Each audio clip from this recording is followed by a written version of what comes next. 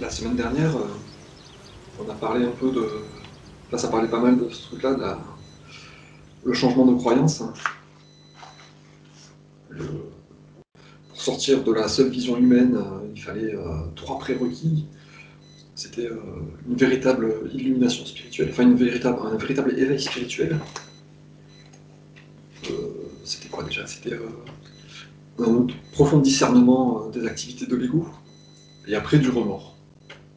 Ces 3 trucs-là. Et donc là, aujourd'hui, le travail de purification de la conscience, c'est un peu la mise en pratique de ce truc-là, en fait. Avoir une vraie compréhension, une bonne compréhension de comment marche la conscience, la nature électromagnétique de la conscience. Comprendre qu'il y a une source de vie qui peut vraiment nous aider.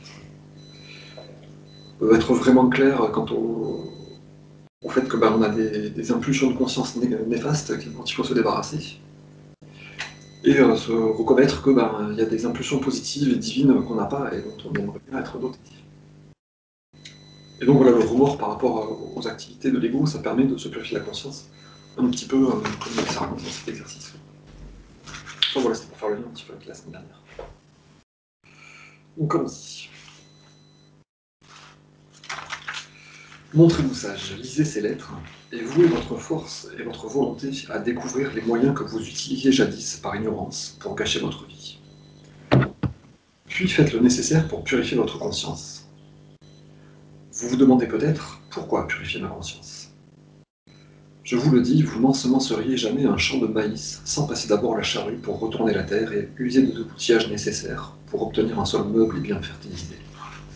Si par ignorance vous plantiez sans engrais, dans un sol grumeleux parmi les mauvaises herbes, votre récolte serait maigre et clairsemée. Il en va de même quand vos pensées terrestres et égocentriques vous submergent, et que vous vivez uniquement d'après vos connaissances, votre force et votre volonté humaine. Vous êtes limité en tout. Et dans l'ignorance la plus totale, vous créez les circonstances mêmes qui limiteront le résultat de vos efforts. Prenez conscience d'où vous venez réellement. Cherchez le soutien de la puissance pour accomplir toute chose dans la vie. Éliminez d'urgence les mauvaises herbes. Purifiez le sol de votre conscience. Vous aurez la puissance pour appui. Elle imprégnera et épanouira votre quotidien. Vous pourriez croire que la puissance est votre fertilisant, mais ce serait inapproprié et inexact. L'engrais est une nourriture chimique dénuée de vie pour la plante, tandis que la puissance qui vous sert d'appui à travers la méditation quotidienne est la vie. Elle revigore votre être tout entier, votre vie, et même vos plantes, les briques de votre maison, vos équipements, bien au-delà de ce que vous croyez aujourd'hui. Ceux qui consacrent toute leur puissance de volonté à vivre cette vérité voient ses fruits indéniables dans leur vie. Le voir augmente encore leur foi et leur détermination. Ils entrent ainsi dans un cercle de bénédiction. Ils s'étonnent que d'autres résistent à cette vérité, choisissant de rester hors de l'harmonie spirituelle terrestre dans laquelle il est possible de vivre. Si vous êtes prêt à écouter, considérer et méditer les pages qui suivent, vous comprendrez peu à peu ce qui est caché depuis le début de la création. Travail de purification de la conscience.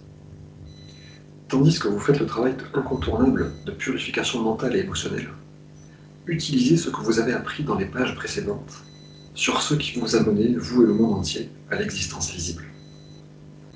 Développez une prise de conscience. Établissez un contact avec sa puissante conscience divine. De ce contact viendront l'inspiration et la force d'effectuer la purification plus rapidement. Durant ce travail, vous vivrez un bonheur et une plénitude retrouvée dans tous les domaines de votre vie.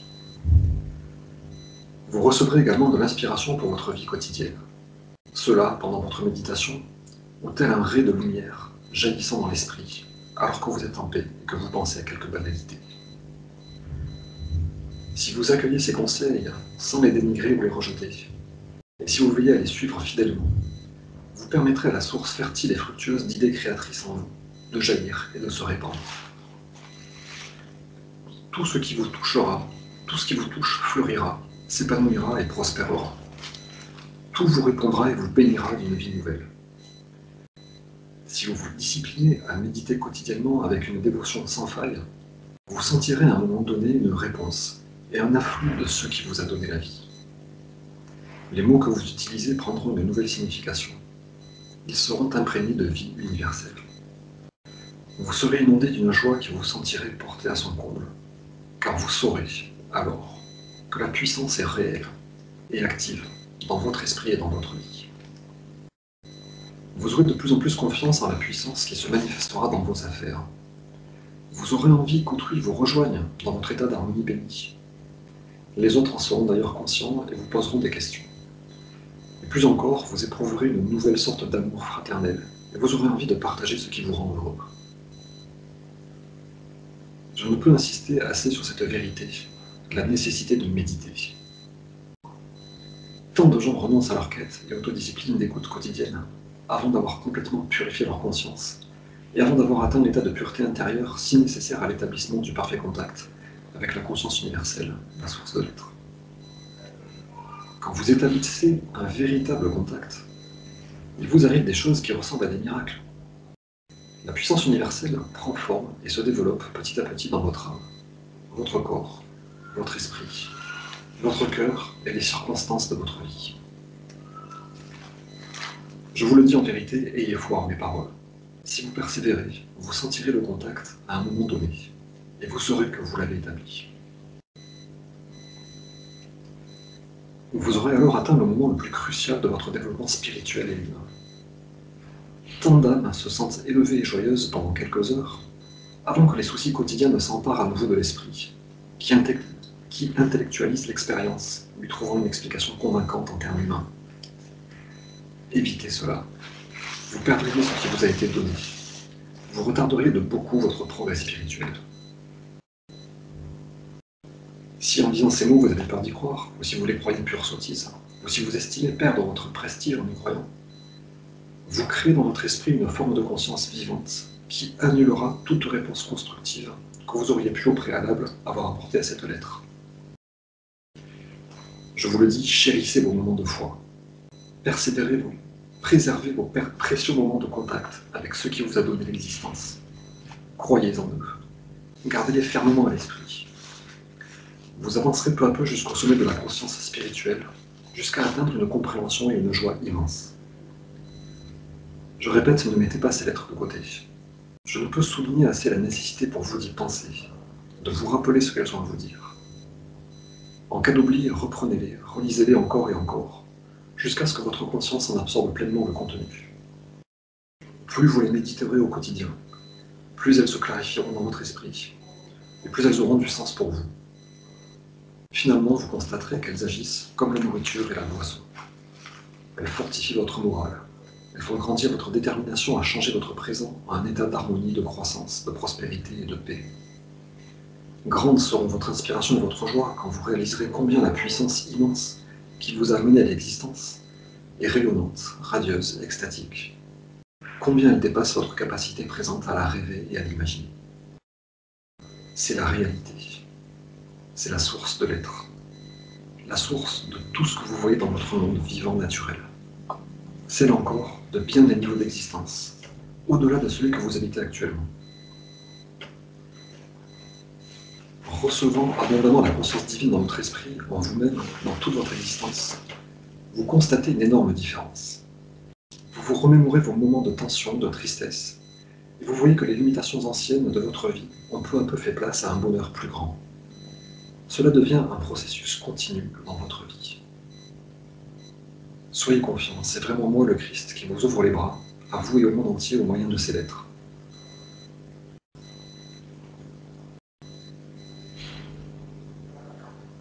J'insiste particulièrement sur les affirmations que j'ai prononcées délibérément dans les pages précédentes. J'ai voulu élever vos pensées à un niveau supérieur de conscience, en énumérant les gains qui seront les vôtres, si vous travaillez à élever votre conscience, et si vous la débarrassez des traits négatifs mentionnés au début de cette lettre.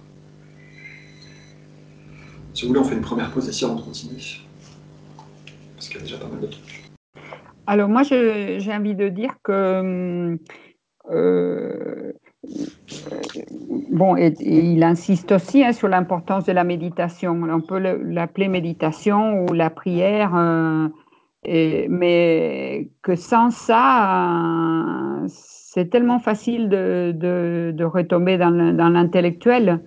Je sais pas, comme Jacques il disait, il reste à parler. Bon, c'est sûr que c'est important d'échanger.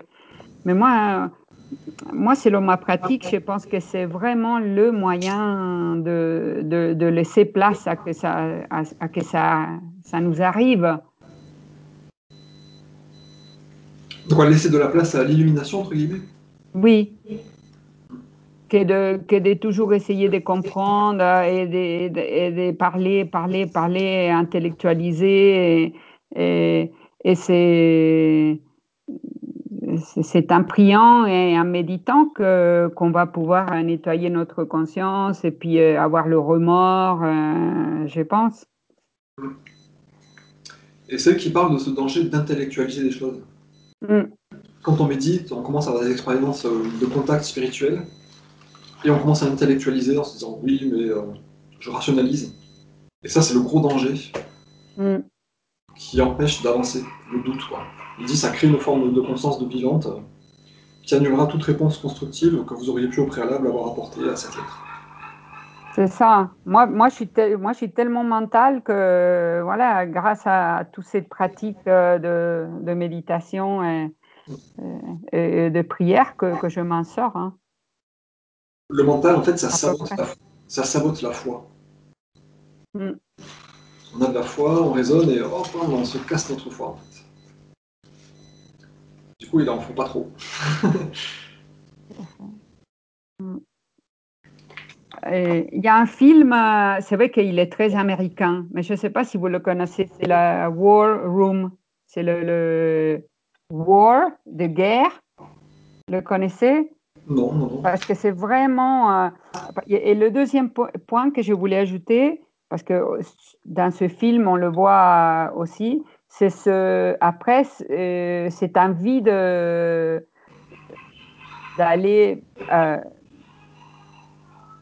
je ne sais pas, c'est pas partagé, mais c'est vraiment comme un devoir un peu. C'est comme il y a une envie qui vient d'aller éveiller les autres. Et c'est marqué là, à un moment où tu l'as lu. Oui. Vous aurez envie qu'autrui vous rejoigne dans votre état d'harmonie béni. Mais c'est pas aller frapper aux portes, hein, mais c'est de demander à la conscience divine de nous donner une chance de pouvoir encore donner de la lumière autour de nous. C'est qu'on a envie de partager les bonnes choses qu'on trouve. Mais alors, par exemple, hier, moi, je me suis retrouvée avec plusieurs personnes où on parlait du Covid, des masques, et ça m'a fait plaisir parce qu'hier soir, en relisant ces pages, cette phrase, elle était pour moi. Vous aurez envie qu'autrui vous rejoigne dans votre état d'harmonie béni.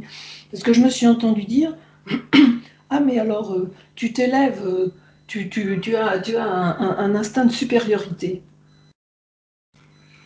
Alors... Et j'ai été un peu démunie. Je dis, mais non, attends, je ne suis pas du tout là-dedans. Comme c'est des gens qui ne sont pas du tout dans une pratique comme la mienne, je n'ai pas voulu faire de prosélytisme ou te dire, en effet, moi, je suis au-dessus de la mêlée. Mais c'était limite.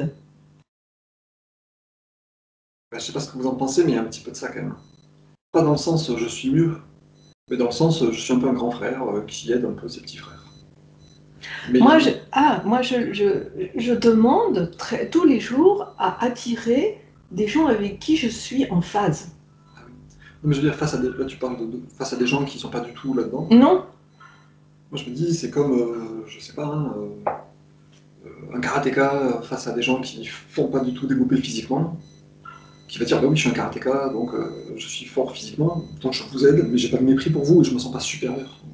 Je comprends que j'ai développé du karaté, pas vous. Voilà. C'est pareil, je comprends que j'ai développé mon esprit, mais pas vous. Donc il faut pas faire semblant que ça n'existe pas, mais il faut pas non plus que ça devienne un truc d'égo, je suis supérieur, donc je suis... Non, c'est parce qu'on me posait la question, on me disait les masques, le Covid, tout ça. Alors, et toi, Annick, ce que t'en penses? Écoute, moi, je suis pas particulièrement dans la peur. Et j'ai dû générer... Mais tu vois, dans ce truc-là, vous aurez envie qu'autrui vous rejoigne dans votre état d'harmonie béni. C'est un état c'est pas se sentir supérieur, mais c'est avoir envie de partager quelque chose de bien. Moi, j'ai pas peur. Mais là, réjouissez-vous là, de ne pas avoir peur. Je suis tombée à côté de la plaque. Parce que je ne pouvais pas faire de prosélytisme d'une certaine manière. Donc j'ai pas voulu argumenter, aller plus loin. Mais sans forcément argumenter, tu sais, juste dire, ah ouais, non, moi ça va, j'ai des informations qui montrent qu'il n'y a pas de quoi avoir peur, donc vraiment je suis rassuré. Tu vois, de juste vibrer je suis content, j'ai envie que vous soyez content en fait. Il y a pas peur, tout ça. D'accord. Oui, c'est intéressant. Mais c'est vrai que ce truc de se sentir supérieur ou pas, ou Dans qu'il faut marquer qu'on est différent, comment le dire. Dans mon esprit, c'était pas ça. Alors peut-être que je l'ai exprimé avec maladresse, ou que j'avais l'air trop sereine sur le sujet. Et c'est délicat. Je me suis retrouvée sans. J'ai pas voulu argumenter plus loin. Je pense que tous ces sentiments, comment on se sent devant les autres, c'est ton œuvre à toi, hein, qui le fait. C'est mon quoi? C'est toi qui se met dans la position de supériorité. Si toi, tu sais que tu es dans la grâce, l'idée de supériorité ne vient pas. Non, mais dans la mesure où j'étais avec des gens qui n'étaient pas dans cette démarche spirituelle, que faire? Quel langage utiliser? M'ont demandé mon avis, j'ai donné mon avis. Oui, mais est-ce qu'ils t'ont dit que tu te sentais supérieur? Oui, ils me l'ont dit, bien sûr. Du genre, toi, tu te sens hors de ça. Parce Oui, que c'est ça, toi, tu es au-dessus de tout. Tu te crois ceci, cela. Non, pas du tout. Ouais, mais c'est demander l'inspiration. Oui, vouloir leur montrer qu'il y a une paix. Oui, mais... Et que tu as envie de la partager, cette paix. Voilà, j'étais plutôt dans le rayonnement, mais sachant qu'il n'était pas dans cette démarche, dans cette vibration-là, que faire quand tu es avec des gens qui sont à l'opposé, et je les respectais, hein, pour autant. Il y en avait qui avaient un masque. Non, tu vois, demander l'inspiration pour avoir les paroles qui guériront leurs blessures. Ces gens ont peur. Qu'est-ce que je peux leur dire pour leur dire tout va bien? Est-ce que c'est les raisonner? Est-ce que c'est leur apporter des arguments factuels? Est-ce que c'est dire, je sais pas comment. C'est difficile, mais c'est vrai que c'est un peu ça le truc. C'est se dire, moi je vais pas rentrer dans ce truc d'ego, de dire ah j'ai peur, j'ai pas peur, c'est de se prendre un point de vue avec du recul, quoi. C'est pas être supérieur, hein, c'est se dire je vais pas rentrer là-dedans, je vais pas rentrer dans le débat de colère. Ouais, mais tu vois, en face de moi, j'avais des gens qui m'ont mis. J'étais pas blessée, mais j'ai été à court d'arguments parce que je me suis dit, mais comment leur montrer ma véritable position et ils entendront ce qu'ils ont besoin de prendre. Voilà. Mais j'avoue que j'ai été sèche là parce que j'ai préféré ne rien dire. Et hier soir, quand je repensais à ça, j'étais un peu triste. Ouais, parce que l'information. Pour eux et pour moi. Parce que voilà, Tu n'as pas réussi à partager ton état d'harmonie interne, voilà. Ton état d'harmonie bénie. C'était plus dans le sens de leur dire, tiens, entends ça, prends ça, après tu en feras ce que tu veux. Si tu veux continuer à porter ton masque, si tu as envie de rester dans la trouille du passeport, enfin toutes ces stupidités-là. Il y a un proverbe qui dit on ne peut pas forcer un âne à boire s'il n'a pas soif. S'il n'a pas soif, ouais, je sais bien. Tu leur montres s'ils veulent pas. Moi, je dis, je respecte votre position, vous voulez vous faire vacciner. Parce que moi, j'ai fait partie d'une troupe de théâtre, ils sont tous fait vacciner, tous. Ils sont tous vaccinés, et ils portent tous le masque. Je suis la seule à ne pas porter le masque avec mon fils, Laurent. On est les deux seuls. Et quand il me dit, et toi, tu t'es pas vacciné? Je dis, bah non. Moi, pour moi, le vaccin, il vient juste de sortir, il est sorti du chapeau il y a 6 mois. On ne sait pas les effets secondaires, moi je refuse. Et je demande, moi je respecte le fait qu'il se fasse vacciner. Je demande juste qu'on respecte le fait que moi je ne suis pas vaccinée. Et je ne sais pas convaincre. C'est peut-être pas bien, mais je ne sais pas de. Je sais bien pas. Mais le truc, c'est de dire, voilà, si on veut rester dans l'amour et tout, des fois il faut refuser de vouloir combattre. Quoi. Il n'a pas soif, on ne peut pas le faire. Oui, voilà, c'est ça. Mais là, j'étais coincée dans la mesure où on me demandait, parce que j'étais silencieuse, je les écoutais, et voyant que j'étais un peu en retrait, et manifestement les autres comprenaient que, et quand on te demande ton avis, t'es bien obligé de sortir de ton silence. Ah oui, mais pareil, il faut demander l'inspiration pour les mots justes, ce qui ne choque pas et tout. Sinon, c'est tout de suite, bah, vous êtes ignorant. Vous êtes Non, pas non, informé, j'ai vous rien êtes argumenté parce que je sentais que la pente ouais, c'est était tout de suite comme savonneuse. ça rend un conflit, quoi.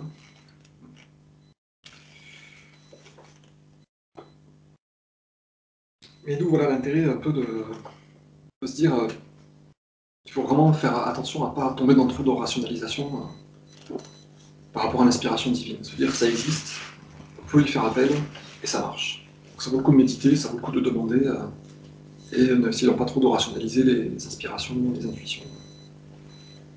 Et changeons de croyance, voilà. Donc on va continuer.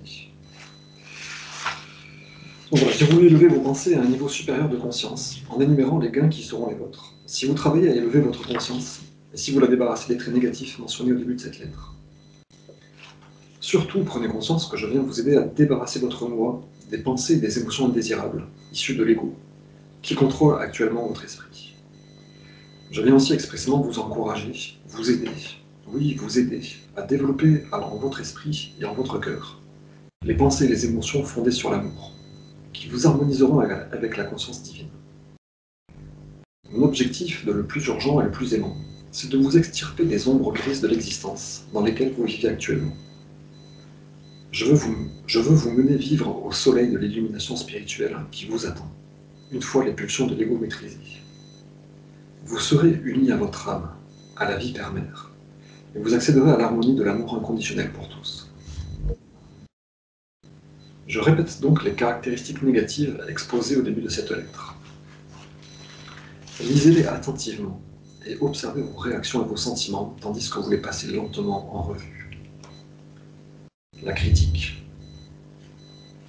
le sarcasme, le jugement, le rejet, le dénigrement, l'hostilité,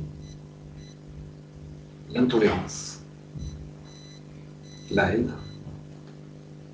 la jalousie, l'agressivité, les impulsions violentes, le vol, le mensonge, la fourberie, la malhonnêteté, la calomnie. Comment vous débarrasser de celles que vous reconnaissez comme faisant partie de votre conscience? Faites leur face sans honte. Vous êtes un être humain, né sous l'influence de l'ego. Ne soyez pas effrayé ou découragé au point de renoncer à leur faire face. Faites un premier pas en totale honnêteté. Notez-les sur une feuille de papier. Donc le discernement et la vision claire par rapport aux activités de l'ego. La seconde étape consiste à vous allonger et à placer la feuille de papier sur votre poitrine. Fermez les yeux et adressez-vous en pensée à la réalité divine, votre source d'être, qui est, vous le savez maintenant, votre protecteur aimant, votre vrai père-mère spirituel. Il irradie de façon généreuse, permanente, constante, l'amour parental inconditionnel. Prenez le temps de calmer votre esprit jusqu'à sentir que vous passez au-delà de votre propre conscience.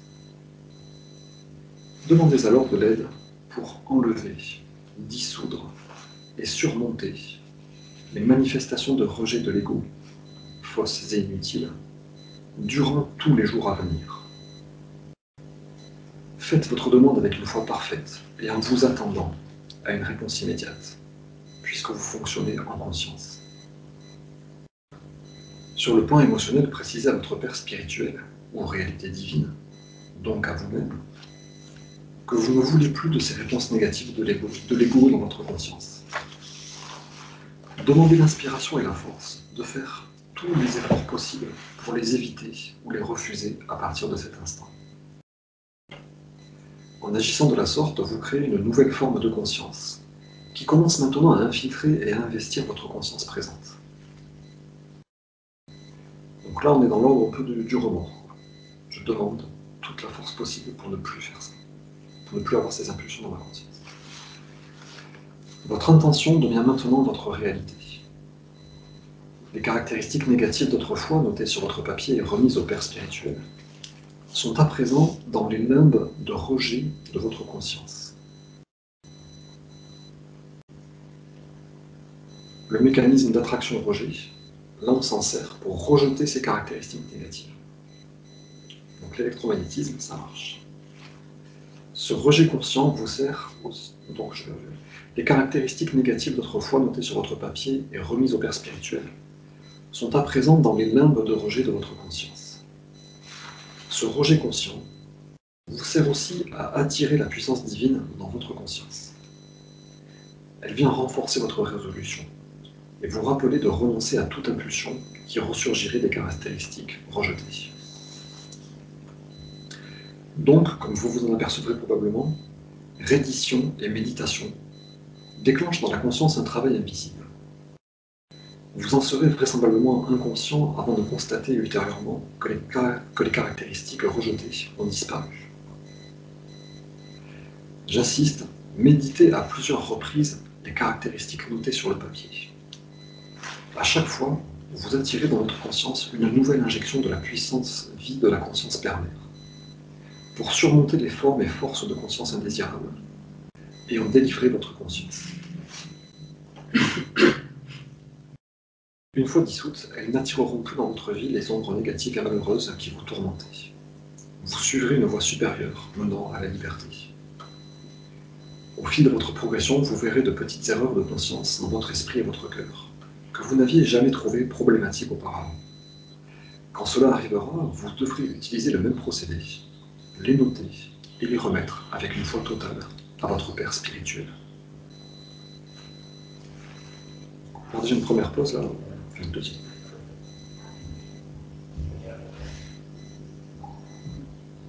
Qu'est-ce que vous en pensez de cet exercice? Rejet des caractéristiques négatives. C'est pas juste un super outil. Ouais. C'est sûr qu'il faut le faire régulièrement. Enfin, on peut pas le faire qu'une fois. Oui, il faut dès qu'on est face au fond du problème, je crois qu'il faut le faire systématiquement. Ça veut dire que faut le faire très très souvent. Même la moindre petite radicelle de toutes ces caractéristiques, le sarcasme, la critique, est-ce que c'est se poser la question? Où est-ce que j'en suis par rapport à chaque truc? La critique. Est-ce que j'arrête? Est-ce que je me critique plus? Est-ce que je critique plus les autres? Est-ce que je critique plus rien? Et hier soir, je me suis dit, mais attends, bien avant que de l'exprimer, rien que de le penser, il y a lieu déjà de pratiquer l'exercice. Moi, personnellement, j'aime bien le faire de façon un peu rituelle, comme ça, avec un papier. Et c'est vrai qu'à chaque fois qu'il y a des pensées négatives et que j'y pense, faire ça. Je demande aussi, libère-moi de cette colère qui vient de se manifester, libère-moi encore de la colère. Et il y a déjà quelque chose de l'ordre du soulagement. De l'ordre du remords, tu vois, le truc, ah oui, mince, j'ai fait une faute, je veux plus là, j'ai encore déconné. Mais c'est un peu comme si on s'en était, tu vois, comme un papier collant, là, bon, il est par terre, mais peut-être que je me remarcherai dedans, mais enfin, je l'ai plus dans les mains. Oui, et puis le fait je trouve indispensable ces exercices, comme tu as dit, rituels, et on pourrait associer à la prière et la méditation. On le fait en forme de méditation parce qu'on se prend un temps pour ça et c'est pas le tcha-tcha-tcha, boire un café, parce que après c'est vite intellectuel. Et de le faire en forme de rituel, c'est plus vrai, voilà, dans l'autre dimension et pas dans le tcha-tcha-tcha, blablabla intellectuel. Je pense qu'on tombe tous si facilement. Parce que c'est vrai qu'il y a le blablabla intellectuel, il y a aussi la récitation de mantras, on peut se répéter je suis en harmonie, ou je suis en paix. Là, c'est encore autre chose. C'est vraiment utiliser la nature de la réalité, l'énergie de conscience électromagnétique, pour se créer une forme de conscience qui nous rejette ces caractéristiques dont on veut plus. Donc c'est pas du blabla, c'est pas de l'analyse, c'est pas du contre-investissement avec un mantra positif. C'est aller changer la structure. Prendre de l'énergie de conscience pour enlever la peur,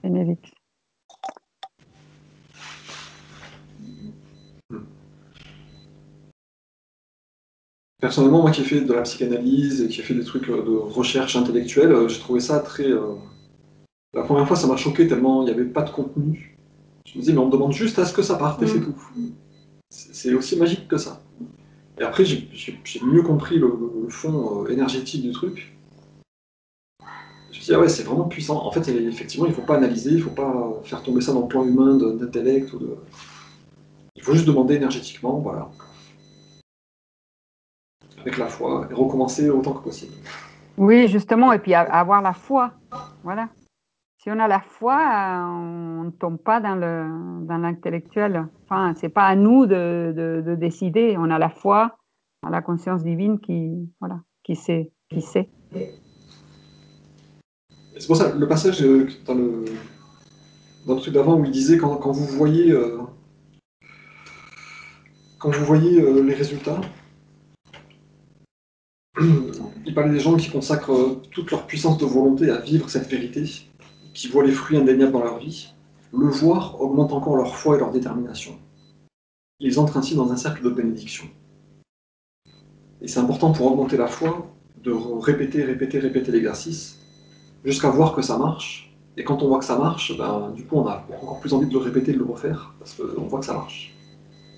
Et donc c'est comme entraîner un moteur, comme un vélo au début, quoi. Il faut pédaler doucement pour que ça avance, et puis une fois que ça avance, ça c'est plus facile, quoi.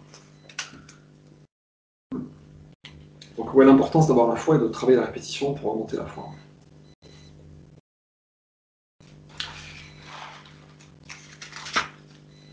Donc on va finir le passage, là ça va être la partie reconstruction de la conscience.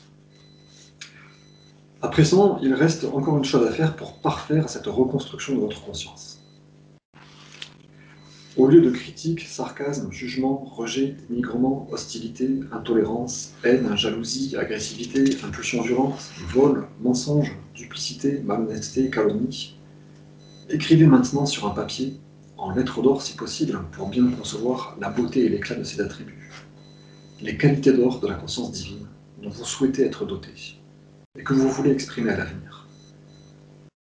Pour être en parfaite harmonie avec votre réalité divine ou Père spirituel, chaque attribut sera fondé sur l'amour inconditionnel et promouvra le plus grand bien d'autrui. Car vous ne chercherez plus à rabaisser autrui pour vous sentir plus fort et plus rassuré, et plus assuré. Votre conscience entière sera dirigée vers le respect d'autrui et l'édification de tout ce qui se trouve dans votre orbite. Vous chercherez à nourrir, élever, enseigner, protéger, entretenir, combler les besoins d'autrui, et avec amour, vous rectifierez les actes stupides et semant le désordre. Une fois vos aspirations écrites en lettres d'or sur le papier, allongez-vous à nouveau. Contactez votre réalité divine et demandez que les belles impulsions, la nature du divin, s'étendent peu à peu à votre esprit et votre cœur, jusqu'à devenir votre propre conscience.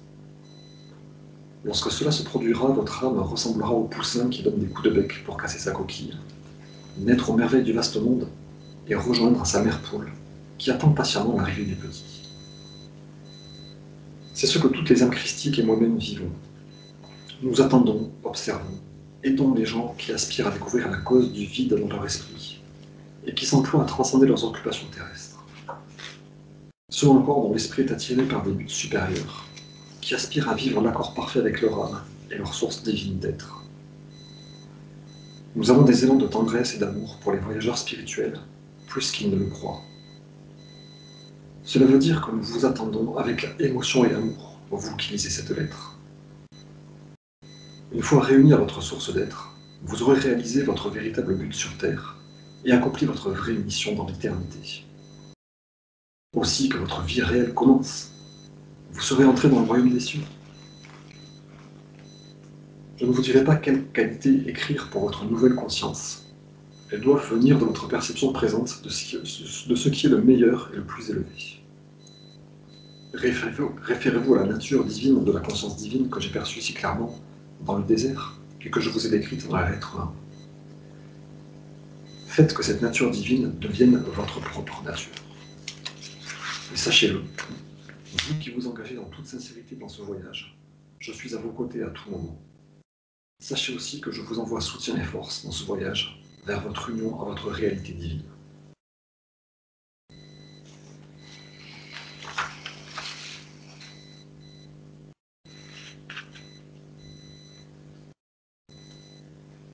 C'est vachement encourageant.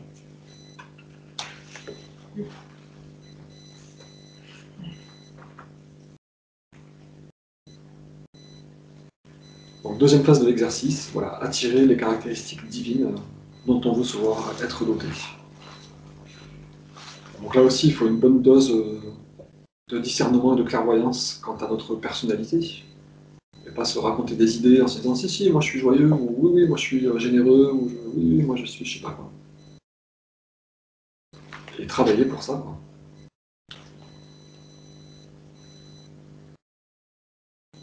Ça coûte rien, ça prend pas de temps, on peut le faire tous les jours.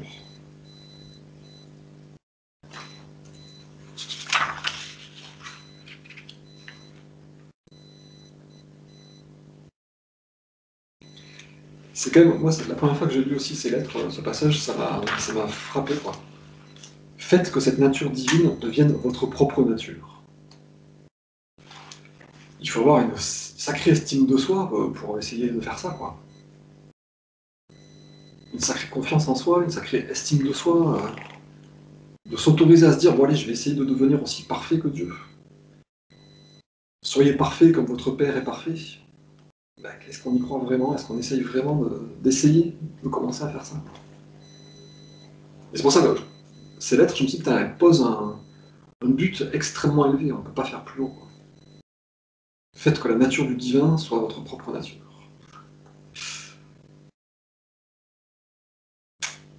C'est du challenge.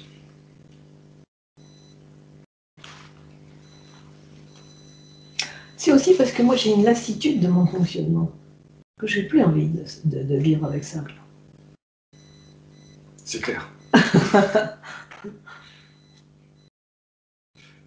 Martial, tu disais la semaine dernière que c'était difficile des fois de changer de croyance. Enfin, on parlait de ce truc-là, quoi, que des fois c'était pas toujours agréable. Et c'est vrai qu'il faut du courage pour ça, quoi. Pour que notre discernement il porte des fruits et qu'on se dise, mais là ce que je fais c'est pas juste, quoi. J'en ai marre d'être comme ça en fait. Donc je veux changer. Et ça c'est désagréable. De renoncer à notre personnage. Moi je disais, oh, voilà, je me crois le plus beau du quartier, tout le monde me veut du bien là, faut je sais plus quoi. Bah s'il faut que je renonce à ce personnage que je me suis construit, c'est difficile, quoi. C'est difficile dans le sens où il revient au galop, de temps en temps. Ah, je me dis, mais c'est pas vrai, je suis retombée dans mon vieux fonctionnement. Ouais, les habitudes, Ouais. Il parle aussi de la toile d'araignée de l'ego qui nous emprisonne. Il y a un petit peu de ça, on est empêtré dans nos habitudes et on est empêtré dans nos croyances réconfortantes. Et parfois, je vais à un endroit où je me dis, bon, attention, c'est un peu comme si comme on dit à un enfant, bon, on va chez un tel, tu dis bonjour, tu fais ceci, tu fais ça, là, je me prépare, parce que je me dis, attention de ne pas sortir du nouveau cadre que tu t'es promise de respecter. Et je pense que c'est justement en pratiquant que le processus va s'ancrer, s'installer, je ne sais pas comment dire. C'est un travail acharné en fait. Chaque instant. Ouais. Même juste dans nos pensées, quoi. Parce qu'on pense tout le temps. Que ça, c'est une pensée, c'est un peu égoïste de penser ça, c'est un peu de la jalousie, c'est un peu tout le temps, quoi. Chaque pensée qu'on a, quasiment, pour l'analyser et dire oh, ça c'est ça. Sachant qu'en plus, ma pensée polluante, par exemple, avec la problématique de ma fille, je me dis, mais en plus, je la charge, j'en mets une couche. Donc, il y a ça, il y a moi, et puis il y a aussi ce que je génère. On peut se faire des nœuds au cerveau. Par exemple, l'exemple dont tu parlais tout à l'heure, côtoyer des gens qui n'ont aucun développement spirituel, on va pouvoir les critiquer, se dire ouais mais eux c'est vraiment des ploucs, ils ont aucun, c'est nul. Puis après sans vouloir, dire mais ouais, là je critique alors que je suis censé me développer spirituellement, donc je suis nul. Et donc on rentre dans une boucle d'auto-culpabilisation et de projection sur les autres. Puis la frontière, tu la vois pas, ou voilà, je sentais que j'étais un peu comme agressée, je me dis qu'est-ce que je fais? Je réponds, il faut gérer tout un tas de petites, des états, de choses qui sont d'une finesse et dans un laps de temps court. Moi personnellement, j'ai repéré que quand je rentrais là-dedans, je m'en sortais pas, je restais dans des trucs noirs et ça allait pas. Ouais. Je me disais voilà, je critique, hein, mais là je juge, ouais mais eux en fait ils jugent aussi, oui mais ils devraient ceci. Et Un truc que j'ai trouvé qui marchait, c'est de prendre une pensée, par exemple la critique, et de demander tout de suite, voilà, je demande d'être libéré de la critique et être rempli d'acceptation. Et de focaliser là-dessus. Ça, c'est bien, je pense. Et de prendre un seul, tu as la critique, la colère, le jugement, tout, la jalousie, le machin. Tu en prends un seul et tu te dis, voilà, je focalise sur l'acceptation, de ne plus critiquer. Et je vais essayer de ne plus les critiquer. À chaud, il faut mettre le pansement ou je sais pas, ou la bonne pommade qui va calmer, tu vois. Et d'avoir les deux intentions. Je veux plus critiquer, voilà. Et je veux et accepter. Réinstaller du positif. Ouais, ça c'est bien. Je veux plus critiquer, je veux accepter. Attraction, répulsion. Mais je pense que, comme tu as dit, le thème de l'estime de soi, selon ce que je peux observer autour de moi dans le monde d'aujourd'hui, je crois que c'est un point très important. Tu vois, on avait, il y a longtemps, on avait parlé une fois d'être digne, mais après, c'est des mots, hein, ça résonne ou pas, mais de comprendre que si on a à la fois, on sait qu'on a le Christ en nous, eh ben, on est digne, on a et puis c'est une responsabilité en même temps, mais que oui, on a tous les moyens d'être à la hauteur de Christ. Et bon, c'est du travail, mais je pense que toutes ces situations où oh, je me sens supérieure ou oh, je sais pas quoi dire avec les autres, on essaye de convaincre les autres de je sais pas quoi et je pense que c'est un manque d'estime. C'est un gros thème, je trouve, dans le monde d'aujourd'hui. Ça serait un bon point de départ de travailler ça, de comprendre qu'on a le droit d'être comme on veut et d'avoir la grâce. Ça nous correspond d'avoir la grâce, oui. On a tous les droits. Mais voilà, je ne sais pas comment le dire, mais c'est important. Ouais, je suis bien d'accord avec ce problème d'estime de soi. C'est un gros problème aujourd'hui, quoi. C'est une grosse question. Parce qu'il n'y a pas vraiment de complexe de supériorité, en fait. Enfin, le complexe de supériorité, c'est se dire, voilà, je suis supérieur ou j'ai peur de me sentir supérieur, c'est toujours un complexe d'infériorité qu'il y a à la base, quoi. Exact. Ouais. Quelqu'un qui est sûr de ça. Quelqu'un qui est sûr de sa propre valeur, il n'a pas besoin de se mettre des talonnettes et une Rolex à 50 ans, sinon il a raté sa vie, quoi. Ouais. Et je crois que pour garder cette paix, quand tu es devant quelqu'un enfin, qui agresse ou qui parle des masques, etc., je crois que l'estime est très importante d'être là, bah, pas forcément en silence, mais d'être canal et de laisser venir l'inspiration pour dire les mots justes. Il faut l'estime, ouais. Il faut énormément d'estime, ouais. Et puis, tu vois, une phrase comme ça, on la lit et ça nous fait plaisir, mais est-ce qu'on a fait que cette nature divine devienne votre propre nature? Tu vois, c'est vachement fort de se dire pour soi-même, je vais essayer d'être parfait, comme le divin, et de m'infuser d'amour inconditionnel, parfait. Par rapport à soi-même, il faut avoir guéri son ego, quoi. Ses propres blessures, ses propres manques, ne plus en vouloir aux autres, renoncer à être remboursé par la vie qui nous a fait du mal, renoncer à vouloir dominer pour se prouver sa valeur. C'est super dur ce truc-là. Soyez parfait comme votre Père dans les cieux est parfait. Il y a toujours l'ego qui veut se mettre au milieu, qui a peur, qui se sent pas à la hauteur, ou qui a peur ou qui au contraire veut prouver, qui peut dominer.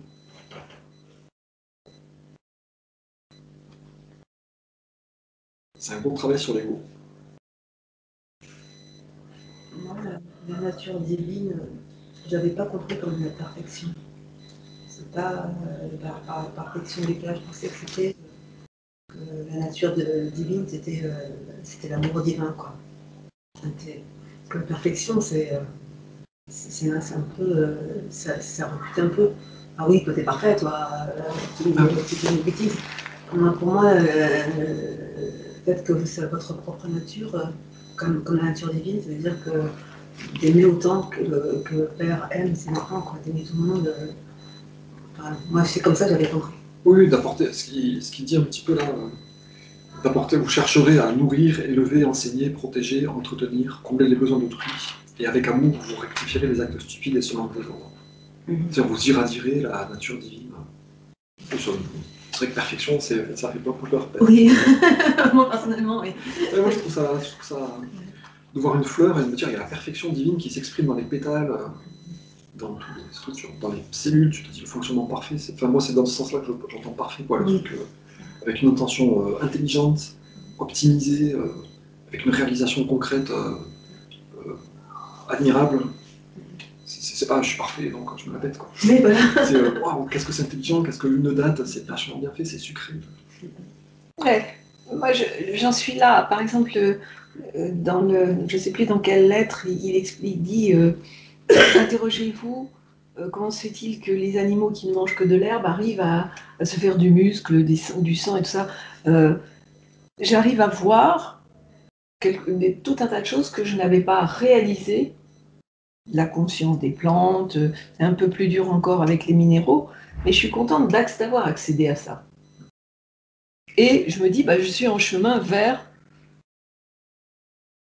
une forme de divin. J'ai encore beaucoup de choses à travailler, mais c'est enrichissant de se dire que j'ai fait un petit saut, j'ai acquis quelque chose depuis un certain temps que je ne voyais pas. Regarde les belles fleurs, tu la montres. Mais c'est vrai qu'au constat, revoir l'œuvre du Père dans le vivant. Ça, c'est très nouveau ici, c'est tellement bon.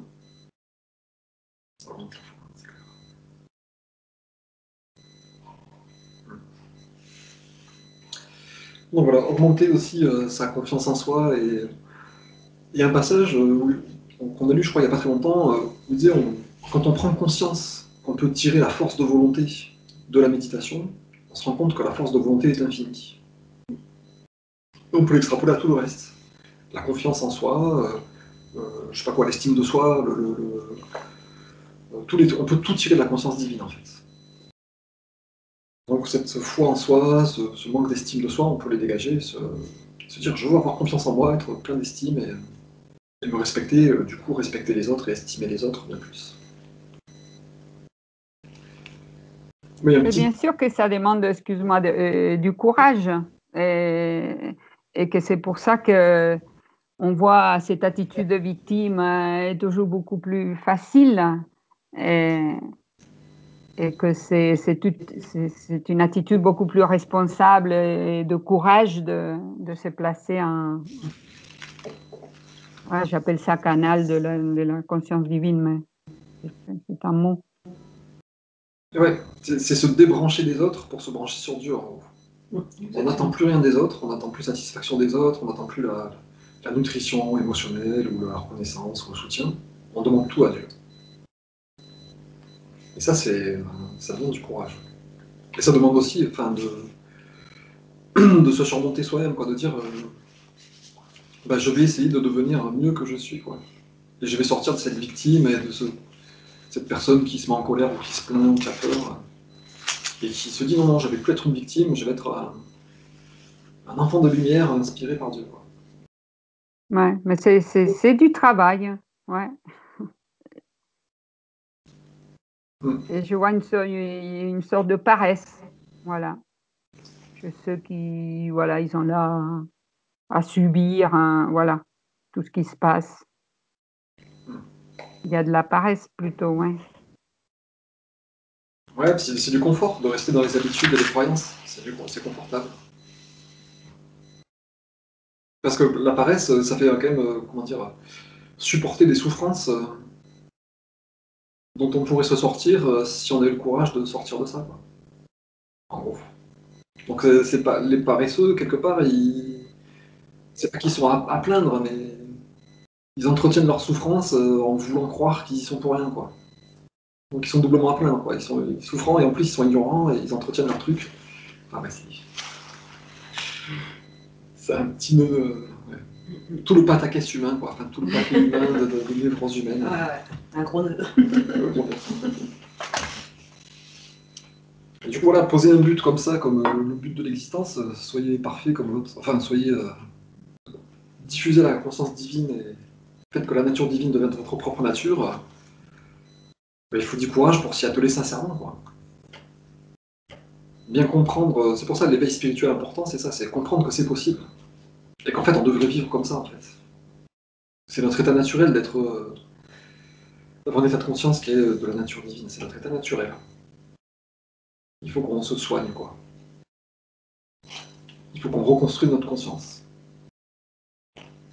Donc c'est pas glorieux, hein. C'est pas j'ai la Rolex à 50 ans, youpi, quoi. Non, en fait, je suis malade et il faut que je me soigne, quoi. C'est ça le truc.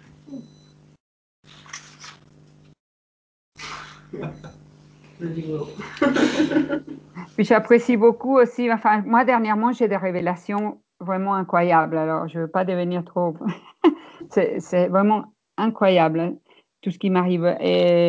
Mais quand tu dis pas non plus réciter des mantras, donc je tiens à le dire parce que c'est tellement important. C'est pas d'être intellectuel, mais c'est pas non plus répéter les mantras.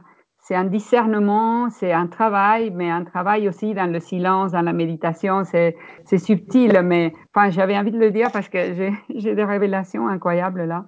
Et, et voilà, donc je suis d'accord avec toi.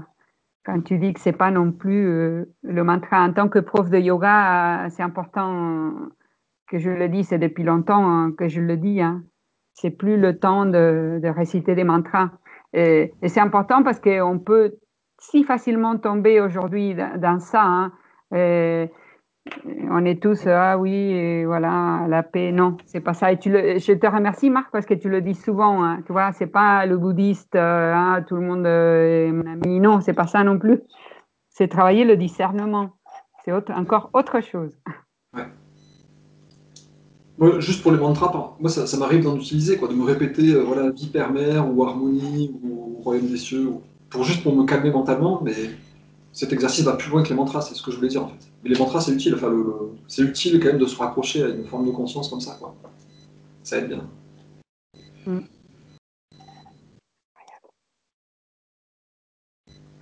En tout cas, voilà, c'est vrai que ce passage-là de la lettre 6, de travail de la purification de la conscience, c'est vraiment précieux. Quand on a compris ce truc, on se dit mais ça peut marcher vraiment, et ça marche vraiment quand on essaye.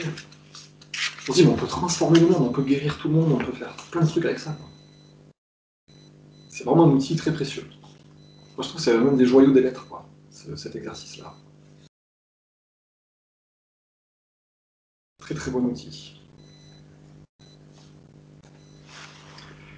Donc pratiquons. Il nous reste encore une semaine de pratiquer la règle numéro 8. Donc ça peut aller de pair avec ce truc-là de purification de la conscience. Vous faites votre propre sauce. Chacun fait sa sauce.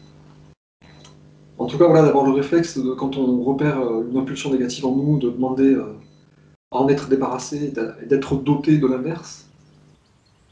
En positif, ça peut être un bon réflexe aussi.